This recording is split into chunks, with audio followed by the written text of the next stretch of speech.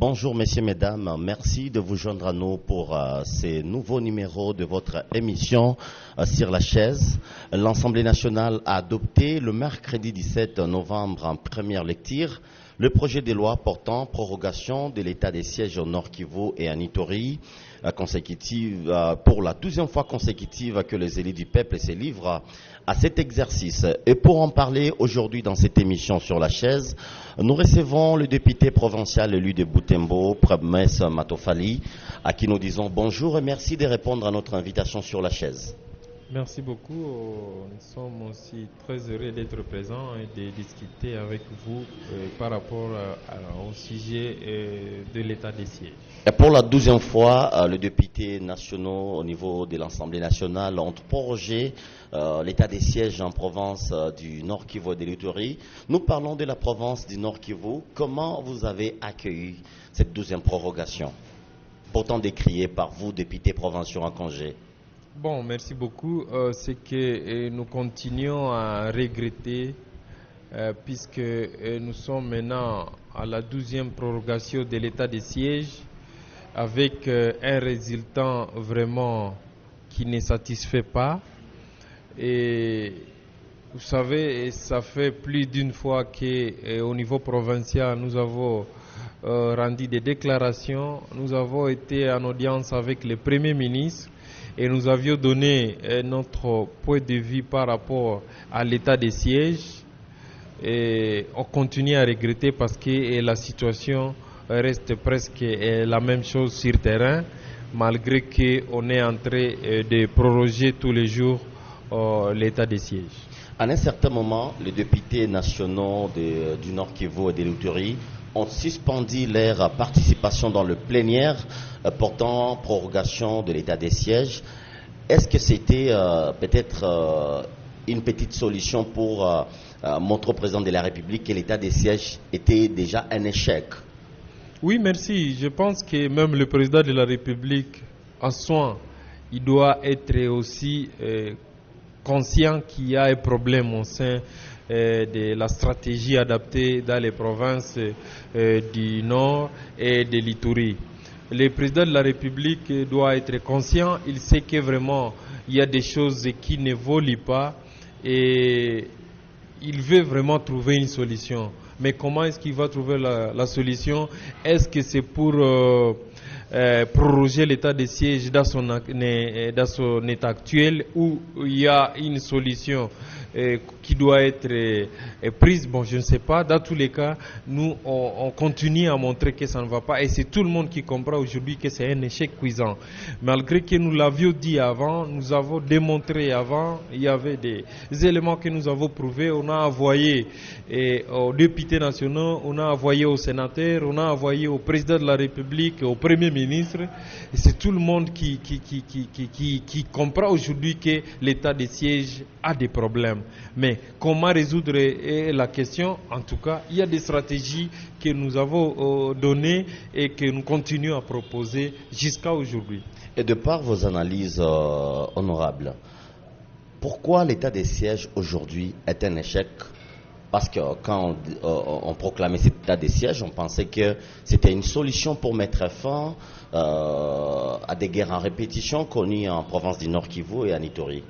Bon, l'échec, c'est parce que depuis qu'on a décrété l'état des sièges au niveau de la province Nord Kivu et à l'Ituri, et dans la partie nord de la province Nord Kivu d'abord, les massacres continuent. Aujourd'hui, on parle d'au moins 1509 personnes massacrées depuis qu'on a décrété l'état des sièges. On a incendié plus de 65 véhicules, on a incendié plus de 50 motos, on a pillé les maisons de commerce et d'habitation. Et je vous dis, la situation, on s'est empirée d'ailleurs. C'est pour cela que nous continuons à proposer échemment, à dire qu'en tout cas l'état des sièges dans son état actuel, en tout cas, ne permet pas à nos forces de sécurité de prendre le défi contre les ennemis. C'est pour cela que nous continuons à dire qu'il faudra vraiment qu'on puisse réfléchir davantage pour qu'en somme toute, on trouve une solution capable de mettre hors d'état de nuire les égorgeurs. Et quelles sont les faiblesses jusque-là de l'état de siège? Nous avons vu le militaire. Est-ce qu'il y a un manque de logistique des autorités qui ont été placées dans le cadre de l'état de siège, ou bien c'est une décision qui a été prise à la hâte?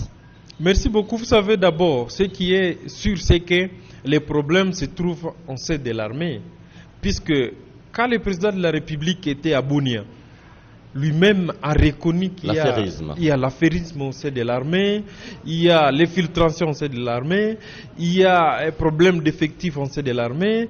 Tout ça, il y a un problème de logistique, il y a aussi des détournements des moyens qu'on devait mettre à la disposition des militaires. Donc il y a un sérieux problème en sein de notre armée. Et à cette armée-là, qui a un grand problème, mettre encore le maître au pouvoir, ça veut dire ce sont eux qui doivent maintenant diriger la province avec les problèmes qu'il y a, c'est qu'il y a ça ne va pas. Voilà pourquoi nous on continue à démontrer que l'état de siège, qui était une stratégie qui est exceptionnelle et qui doit se limiter dans le temps, aujourd'hui nous sommes à 6 mois depuis qu'on a décrété l'état de siège. Qui selon vous a échoué? Oui, qui a échoué, et lamentablement. On ne peut pas dire que c'est seulement un échec. Lamentablement. Oui, c'est un échec cuisant, je vous dis, et c'est tout le monde qui est conscient qu'il y a vraiment un échec. Voilà pourquoi qu'il faudra qu'on trouve vraiment une autre formule qui doit ramener notre armée au-dessus et voir comment combattre les ennemis. Parce que depuis qu'on a décrété l'état de siège, on doit se dire vraiment, à se regarder dans les yeux, que les opérations de grandes envergures n'ont jamais eu lieu. Que ce soit à territoire de Beni, que ce soit à Rutshuru, que ce soit à Masisi, notre armée est à la défensive. C'est toujours l'ennemi qui vient attaquer et notre armée est là pour poursuivre l'ennemi. L'armée n'attaque donc jamais? L'armée n'a jamais attaqué, alors qu'il y a des positions des ennemis qui sont bien maîtrisées. La fois passée, on disait que l'armée a chancé l'ennemi de Moalika. Mais ceux qui ont attaqué Kisunga dernièrement et tué plus de 60 personnes sont venus de Moalika. Ça veut dire qu'il y a un problème, c'est insérieux. Quand on parlait de Kisunga, honorable Promesse Matofali, il y a le porte-parole de l'armée qui a dit au moins que c'est un conflit,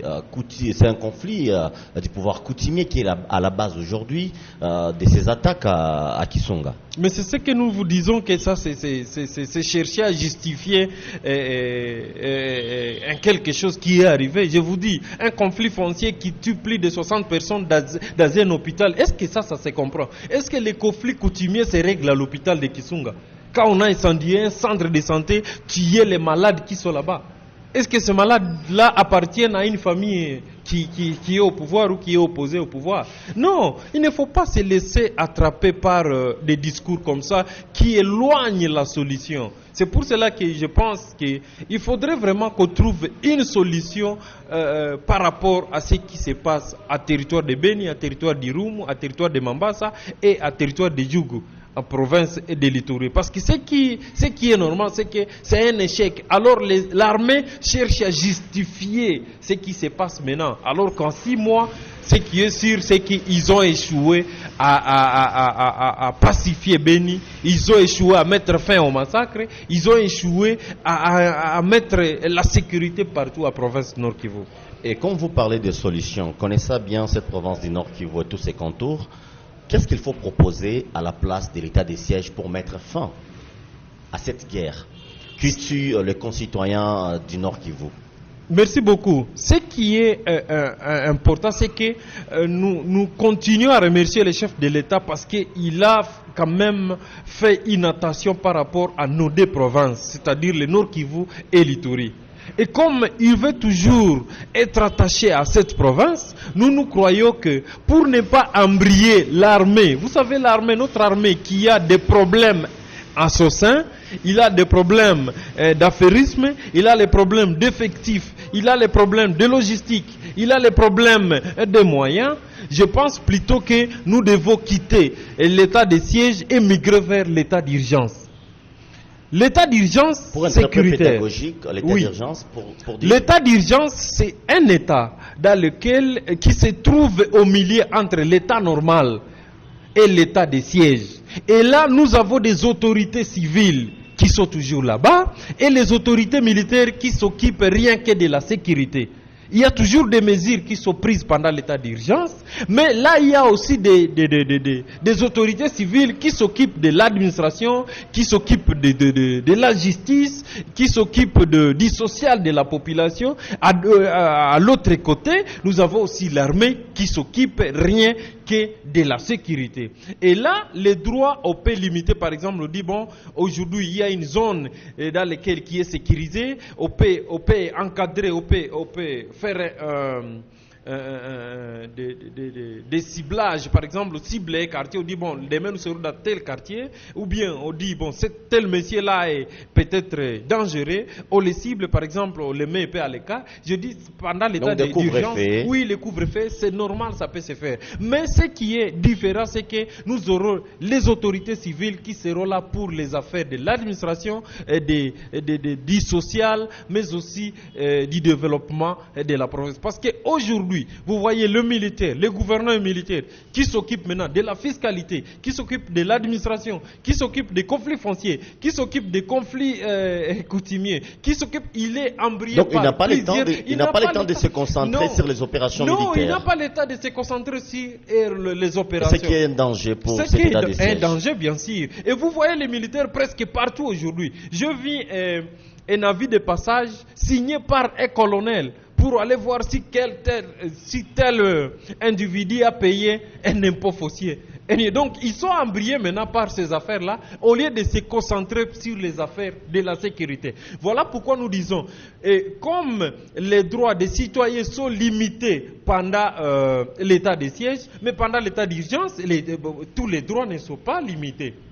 Voilà pourquoi nous disons de quitter l'état de siège pour aller dans l'état d'urgence où nous aurons quand même les droits. Par exemple, aujourd'hui, c'est l'auditorat militaire qui est censé recevoir toutes les plaintes au sein de la province. Mais quand nous apprenons de la part de la population, lorsque vous amenez un dossier là-bas, celui qui a les moyens, c'est celui qui gagne. Comment est-ce que nous allons résoudre les problèmes de la province Nord Kivu sans justice? Donc aujourd'hui, avec l'état des sièges, certains militaires se considèrent un maître. Oui, ce sont eux qui décident. J'ai un problème avec vous d'une parcelle. Si tu as l'argent plus que moi, c'est toi qui gagnes.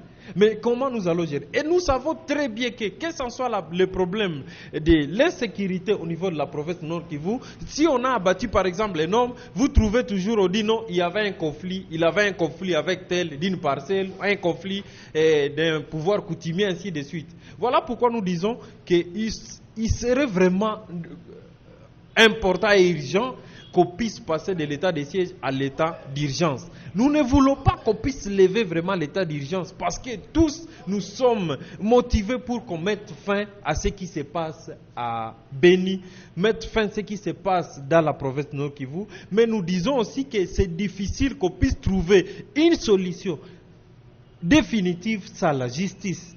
Ça ne passera pas. Voilà pourquoi nous disons que les autorités civiles doivent revenir au pouvoir, mais elles ne s'occupent que de l'administration, ne s'occupent que du social et du développement. Et les militaires doivent se concentrer rien qu'aux opérations. Merci, honorable Prince Matofali, face à nos caméras, parce que nous sommes en train de partir vers la fin de cette émission. On pense que les députés, ils sont en chômage, oui, c'est vrai ça, vous êtes en chômage. Vous êtes en congé ou bien vous êtes en congé. On pense qu'aujourd'hui vous êtes contre l'état des sièges parce qu'on vous a mis sur le banc. Qu'est-ce que vous répondez? Merci beaucoup. Je ne crois pas que ça soit un problème. Vous avez appris que même si nous sommes en congé, nous devons être payés. Le problème que nous avons, nous les députés, c'est parce que nous avons un mandat de la population. Lorsqu'on tue quelqu'un à Butembo, lorsqu'on sécurise quelqu'un à Butembo, on demande pas au gouverneur militaire. On n'appelle pas les gouverneurs. On vous appelle par contre. On m'appelle moi parce que j'ai un mandat. Et il n'y a personne qui peut suspendre mon mandat.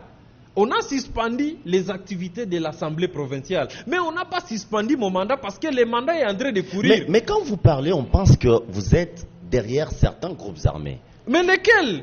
Mais vous avez entendu, c'est pas une histoire que je viens de vanter. Mais c'est ce que nous disons, que ce sont des racontards. Ce sont des racontards. On nous dit non, il y a des députés qui sont derrière les groupes armés. Mais quels députés? Ça fait 6 mois, nous sommes pendant un état de siège où on chante toujours que vous êtes derrière. Mais qui a été arrêté? Qui a été arrêté? C'est lui qui est derrière les groupes armés. Pendant 6 mois ici, nous n'avons pas d'immunité. Quel est le député là qu'on a déjà arrêté avec les groupes armés? Oui, promesse Matofali. Il y a certains députés nationaux qui pensent que interpeller le ministre de la Défense ou bien changer les animateurs de l'état des sièges serait une solution pour apporter un nouveau souffle pour cet état des sièges. Est-ce que vous êtes de même avis? Non, changer les militaires, ce n'est pas ça le problème. Les animateurs. Les animateurs, ce n'est pas ça le problème. Même si on a mené Jésus venir gérer l'état des sièges avec la situation que nous trouvons au sein de notre armée, on vous dit qu'il y a un problème d'effectif. Est-ce qu'à changer les gouverneurs militaires, est-ce que ça va augmenter le nombre de militaires au front? Non. Est-ce que ça va amener les moyens au niveau des opérations? Non. Le problème est ailleurs. Le problème, ce ne sont pas les militaires. Mais je vous dis, la stratégie n'est pas efficace, n'est pas adaptée. Si on avait une rébellion, par exemple, on dit non, il y a une rébellion qui commence, par exemple, la ville de Butembo.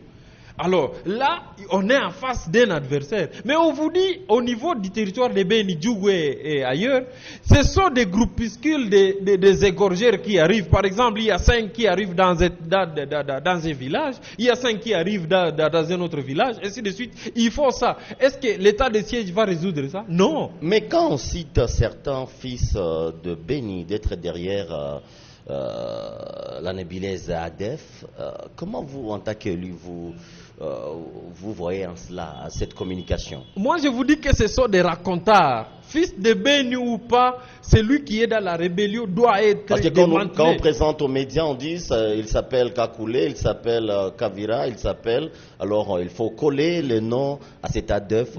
Non, ça, c'est exagéré. Quelqu'un qui s'appelle Kakoulé, qui est dans les ADEF, qui est parti là-bas de son propre gré, ça, c'est un ennemi de la République. Mais vous savez ce qui se passe à Beni. On vient dans un village, on égorge par exemple 10 et après on enlève plus de 300. On va avec 300 personnes là-bas. Ils sont contraints à devenir égorgeurs. Et là vous dites non, il y a les affaires de Beni qui sont dans la rébellion. Non, ils ne sont pas là. D'ailleurs, il y a certains qui, par occasion, ils trouvent l'occasion de fuir. Ils fuient, ils viennent en ville et ils viennent raconter ce qui se passe là-bas. Donc dire ça, c'est exagéré. C'est ce que je suis en train de dire, que les gens cherchent des prétextes car ils ont échoué. Donc l'armée doit cesser les combats aux médias et aller faire un combat sur le front. Mais c'est ce que nous disons toujours. L'armée doit prouver de quoi est-ce qu'elle est capable. Quand on a mis des autorités militaires là-bas, c'était pour venir imposer la paix. Ce n'était pas des négociations avec les groupes armés, c'était de venir faire des opérations et de grandes opérations. On ne pouvait pas attendre l'armée dire non, nous sommes en négociation avec les groupes armés. L'armée ne peut pas négocier.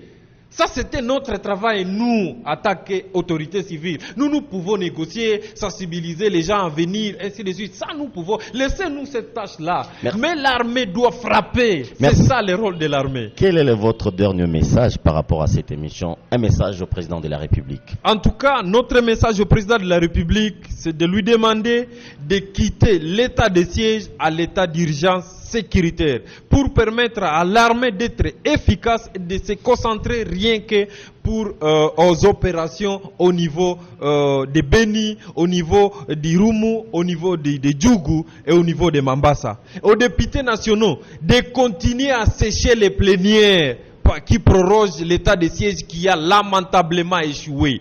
Et à la population du Nord Kivu et de l'Ituri d'être vigilante et d'être unie et de démontrer qu'elle est attachée à leur terre, parce que les ennemis qui sont là-bas, ils sont venus pour récupérer nos terres et nous ne devons pas céder à cela. Nous devons être là, durs et voir comment appuyer les efforts pour pacifier notre province et la province de l'Ituri. Le plaisir était pour nous de vous recevoir, Promesse Matoufali. Je rappelle que vous êtes député provincial élu de Butembo. Merci beaucoup. C'est aussi un plaisir. Je crois que ça ne sera pas la dernière fois de venir participer à cette émission. Le plaisir était pour nous de vous avoir nombré sur notre chaîne YouTube, très chers téléspectateurs. On se fixe rendez-vous à la prochaine pour un autre numéro. Portez-vous bien.